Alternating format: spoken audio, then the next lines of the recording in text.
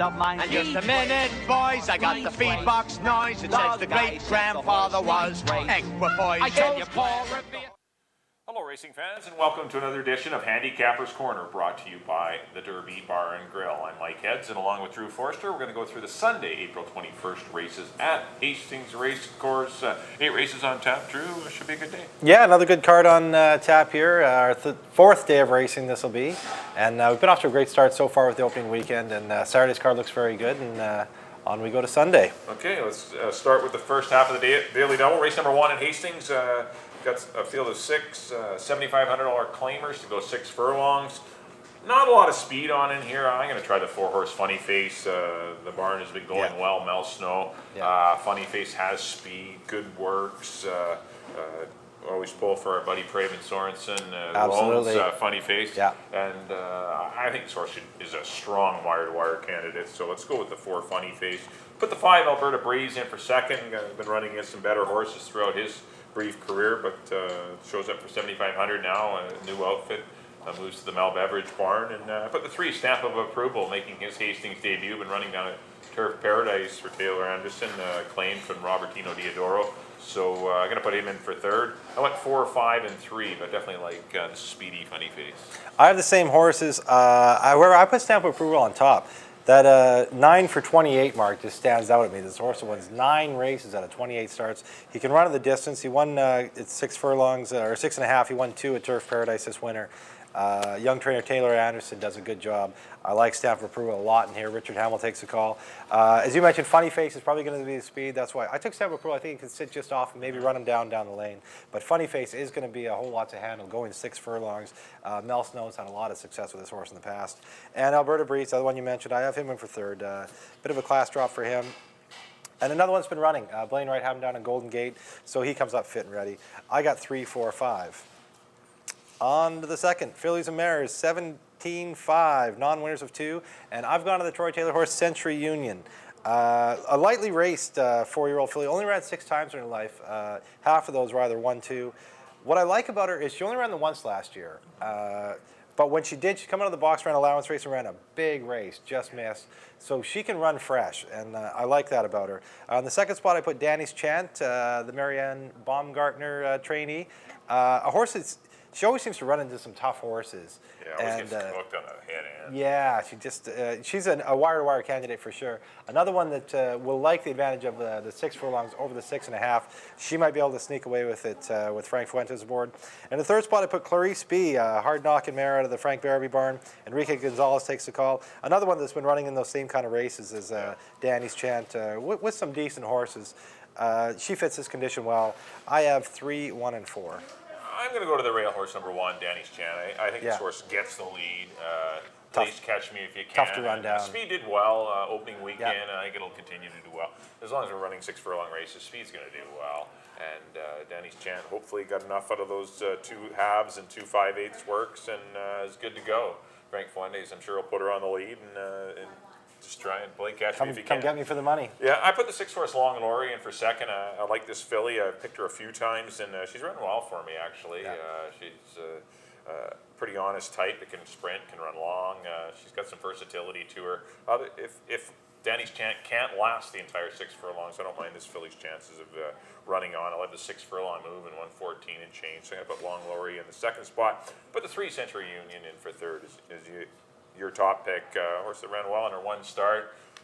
Just looking at the race, it looks like that particular day, June 16th, did in a few of them. Century Union, Vino Terra did not run back after that day. Sometimes those tough, sloppy tracks can do them in, and Century Union only got the 1 start last year.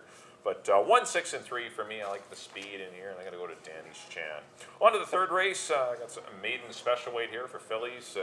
Fillies and Mares going 6 furlongs, and I'm going to hope the 2-horse Lazaria Lass is going to improve. I'm going to go to her.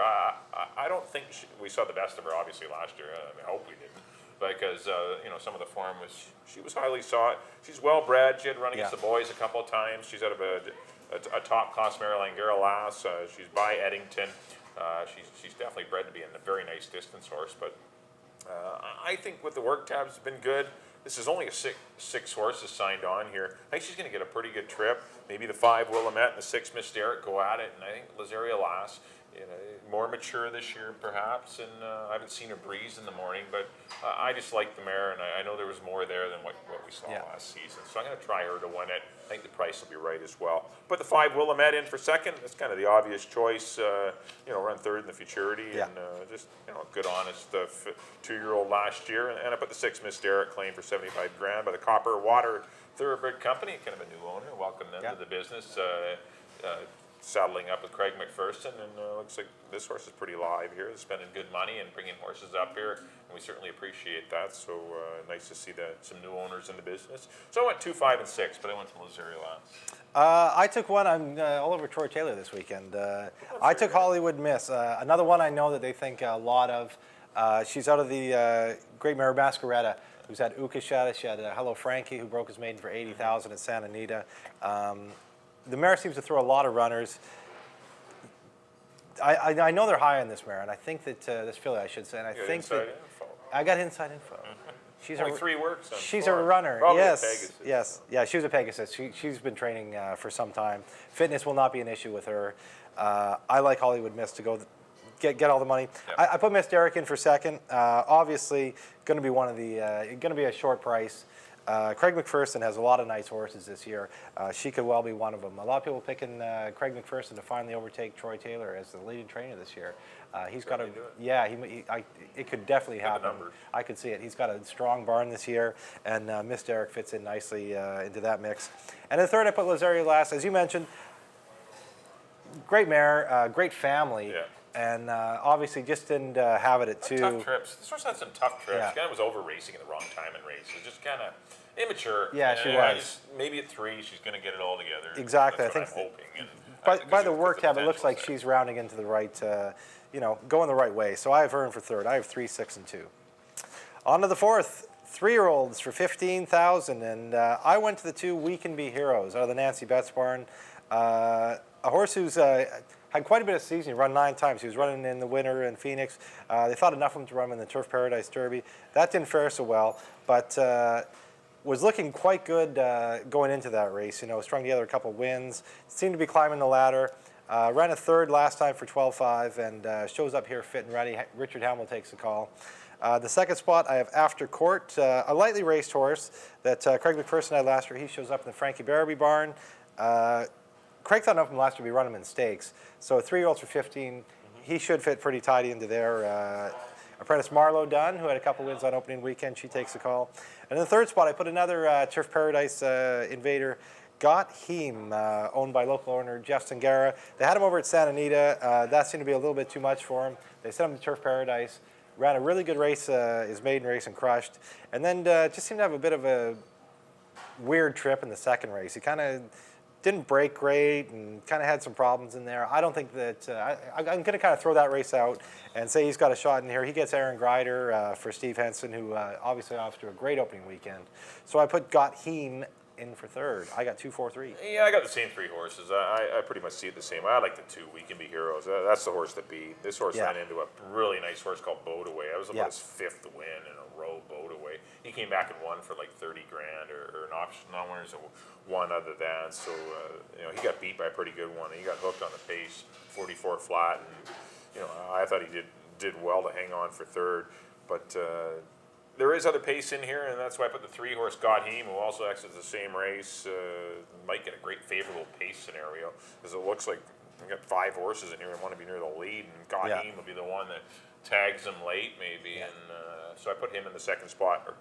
And I put the 4 After Court in for third. I just flip-flopped your second and third. I went 2, 3, and 4. Definitely like We Could Be Heroes, though, over Got Him. On to the 5th race. Got some maiden 15 grand fillies and mares here. Going to go 6 panels. I've gone to the 2 Calm the Storm for Greg Tracy. A couple of good runs against the boys in her first 2 races last year. I thought that was a good 4th behind Major Dundee. And was in the debutante on BC Cup Day. Works are okay. definitely get some class relief here down for 15. They're definitely in it to win races. The River's Edge Racing Stable and Greg Tracy. So they've got better maidens than her, but they got a string of nice 3-year-old fillies, and so this one finds her way down for 15,000. No big shocker to see her down here. So I like her to win it. Up at the 4, Teapot Hill, Mel Snow. I picked a pile of his horses last week, and I like him again this week. The horses are going well. Pay attention to his debut runners. They're ready to go. So a filly here by Stefan Otis out of a mare that they had, Perfect Change. So who's got a good pedigree. And so I like Teapot Hill to run in the money. And I put the 1 Nimbleen, who had a couple runs at Turk Paradise, in for third. So it has a fitness edge there. So 2, 4, and 1. But I do like the 2, Calm the Storm. I went with the 1 Nimbleen because she ran twice, and recently, right? She was running in March. So she's dead fit, and she was running for maiden special weight at Phoenix. That first race, she only got beat 6 lengths, and it produced 2 next out winners, and then come back and ran a good second for what they're, the maiden optional 30, which is their maiden special weight down there. So 15, I think, fits her nicely here. Last year's leading rider, Amadeo Perez, takes the call for Phil Hall, and they got awfully good stats together last year. 38% they were banging out at. The second spot I put Calm the Storm, as you mentioned, the Greg Tracy barn. Thought enough for her to run her in a stake last year, and she shows up for maiden 15, so she's very live. And the third spot, as you mentioned, Teapot Hill. Mel Snow's horse is off to a good start, and always those first-time starters. And Marlowe's riding really well. Apprentice Marlowe Dunn, very popular rider, really nice girl. Gave some really strong rides opening weekend. Exotic Light sneaking up the rail there. So she's very capable, and Mel Snow can have them ready first asking. I went 1, 2, and 4. Same horses, just moved them around a little bit. On to the 6th. 3-year-olds and up, 4,000 non-winners of 2. And I've gone to the 2. Southerly, horse Amadeo Perez for William Levanaway. We've talked about it a lot. A horse that's coming from Turf Paradise. Had a couple good seconds in their same race down there, the non-2, and I like the fitness edge. Amadeo takes a call. Amadeo and William are always pretty dangerous together, so I have Southerly on top. In the second spot, I went to the 4, Lucky Molly Minor. This is one that was claimed last year, and then they turned her out. She was running against good horses for most of her career. Only got beat, a length and 3/4 by With Counsel. He was running against good horse, I should say. Drops in for 4 non-2. I think that fits him very nicely. I think he's going to be a handful in here. And in the third spot, I put Shingen Bolt. This is a horse that was running very good at the beginning of last year. Patty Leaney's horses look like they're ready to go. She won one opening weekend. Enrique Gonzalez takes the call. I have 2, 4, 3. Yeah, I got the same 3, but I'm going to try Shingen Bolt on top. Definitely. The barn has gone well. I had a nice winner with Gypsy Magic opening week. They're ready to go, and the works are good. Shingen Bolt was kind of cut out to maybe to be a bit better horse than where he's running. But I'm going to maybe hope that he gets a little bit better trip than the 2-horse Southerly, who will likely take all the money and be, obviously tough to beat. Looks like there's going to be a good pace in here. You got the 4, 5, 6, 7, 8, 4 through 7 all have speed, and there should be a lively pace. Should set up someone from out of it, and I'm going to try Shingen Bolt. Gets more aggressive rider than Enrique Gonzalez. Marnie Williams was on the horse when she got beat a nose last year, or he got beat a nose last year. So I like Shingen Bolt over Southerly, and the 4-horse Lucky Molly Minor on the big. A little worried why the horse in for 4, but the horse was dropped off of some good races in for 12-5, and then was given the rest of the year off. So probably something not great happened after that last run in June. So, but he's had a long time off. Yes, he has. Hopefully things are better for Lucky Molly Minor. I went 3, 2, and 4. On to the 7th race, $15,000 fillies here, 3-year-old fillies. Going to go 6 furlongs. I landed on the speedy number 2, Always Red on Sunday. Horse been showing good speed in her races. There is some speed in the race, but at this level, I think Always Red on Sunday should be dangerous. Good work tab for Craig and Fernando Rides. I've been running at Golden Gate this winter. Had a bit of time off, though, freshened up. Not a big filly, kind of a slight gal that maybe can use the time off and freshened up, so I think she'll come out and run well. I like the 1, Little Miss Bean, for second. I think if the 2 doesn't win, I think the 1 will be the one that wins it. Little Miss Bean. Tack and Ryan Pacheco teamed up for a winter opening weekend. Yeah, stakes placed on BC Cup Day, and Ryan did break this horse's maiden first time out, so the works are good. And as you mentioned, the combo had a nice win with Stormageddon on opening weekend. And I put the 7, Fadrality, in for third. Not too sure how much horse this is, but broke its maiden for 10 and was thrown in a stake because there's not really any winter races. around BC Cup Yeah. time, the claiming race, you had to run an allowance race or stake. But so it's put in a stake, and obviously something went amiss after the race because the horse was given the rest of the year off. But the work tab's okay, but you just got to respect the connections, and that's why I'm going to put this one in for third. I went 2, 1, and 7. I went with the 2 as well, always read on Sunday. Nice speed, was running at Golden Gate, which is much tougher. And that 23 and 46, Golden Gate's times are always a touch slower, it seems, so that's pretty fast down there. I think Fernando could get this girl on the lead and maybe steal it. In the second, I put Pineapple out of the Dino Condolinos barn. A good second to Bridge Jumper. A nice Troy Taylor horse. Was running against pretty tough horses last year. Broke her maiden later on in the year, and with a nice 68 buyer. That kind of stands out. So, and as we mentioned before, Dino's horses are off to a good start. I have Pineapple in second. And Fadrality, as you mentioned, respect the connections. She won her first asking last year for maiden 10. They thought enough to put her in a stake. As you mentioned, probably not the ideal spot for her, but there wasn't a whole lot to run her in. Options, yeah. So I got her in for third, basically because of the connections, and their horses, as always, are ready to go in the spring. I got 2, 4, and 7. On to the nightcap. 3-year-olds and up, 4,000 non-winners of the year, and I've gone to the 5 Swangs. He's a pretty tough old boy out of the Craig McPherson barn. He always seems to jump up and win. He won when he first came here last year. He got beat in neck, then won. Always seems to be in the mix. Very honest horse. Aaron Grider takes a call for Craig McPherson. I like the connections. I went with the 5 Swangs. In the second spot, I put Raising Memo out of the William Levanaway barn. Another horse, you look at 54 starts, 11 wins. He's no stranger to the winner's circle. 11 wins, 13 seconds, 13 thirds. Always seems to be in the mix. Enrique Gonzalez aboard. I got him in second. And in third spot, I put Time Machine. Probably going to be the speed of the speed for trainer Jim Brown. Another one coming from Turf Paradise. He's going to be fit, going to be on the lead. Antonio Reyes is back in town, who made a lot of noise here at the end of last year. Yeah, Very solid, salty rider. I went 5, 6, and 2. Yeah, I like the 2 Time Machine. I think this horse gets a beneficial trip here. I don't see a lot of speed in here. Yeah. I see Time Machine getting loose on the head end. Swangs did win first time out last year, but did have the benefit of a campaign in Phoenix. This year he's coming off. Got to do it off of works, and Time Machine's ready to go. So Yeah. that's the reason I flip-flopped them. I put Swangs in for second. Swangs is probably the better horse right now. Or Might need a race, if they yeah. both had their A race going, Swangs is probably the better horse. But Time Machine is going to run his A race, I would think. Has racing fitness edge, and I think he may be able to get him at 6, especially at 6 furlongs as well. So I went 2, 5, and I put the 3-horse Mass Mailing in for third. He's a horse who's been working well for Robbie Anderson, Yep. and gets a nice trip, I think, just in behind the lead. This horse has produced some good runs, just being covered up, sitting in behind horses, then waits for an opening and darts out. He's got a pretty good little second move, but when he gets that trip just on the inside, he's pretty dangerous. So I could even see him winning. But I went 2, 5, and 3 to close out the Sunday program. We'll do it for our analysis of the 8 races at Hastings. Up next on screen will be a quick recap of our selections for the Sunday card. Back in race number 1, I took the 4, Funny Face. I went 4, 5, and 3. In race number 2, number 1, another speed horse, Danny's Chant, 1, 6, and 3. In race number 3, I'm going to hope the 2, Lazaria Lass, has made a big transition from 2 to 3. I'm going to take the 2, Lazaria Lass, 2, 5, and 6. The 4th race, I went to the 2, We Can Be Heroes, 2, 3, 4. In the 5, I went to the 2 again, Calm the Storm, over the 4, Teapot Hill, and the 1, Nimbleen. The 6th race, I went to the 3, Shing and Bolt, 3, 2, 4.